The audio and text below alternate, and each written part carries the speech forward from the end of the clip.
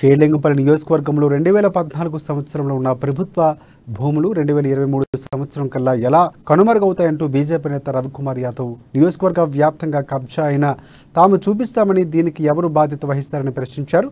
BRS 9 ఏళ్ల పాలనలో ప్రజలు విరక్తి చెందారని, కనీస మౌలిక వసతులు కల్పనలో కూడా ప్రభుత్వం అలసత్వం వహిస్తుందంటూ ఆగ్రహం వ్యక్తం చేశారు. మాజీ ఎమ్మెల్యే భిక్షపతి యాదవ్ నేతృత్వంలో ఉమ్మడి ఆంధ్రప్రదేశ్లో ఎన్నో అభివృద్ధి కార్యక్రమాలు చేపట్టినట్లు గుర్తు చేశారు. రాబోయే రోజుల్లో కూడా బీజేపీ ఆధ్వర్యంలో ఇదే కార్యక్రమాన్ని కొనసాగిస్తామని ఆయన తెలిపారు.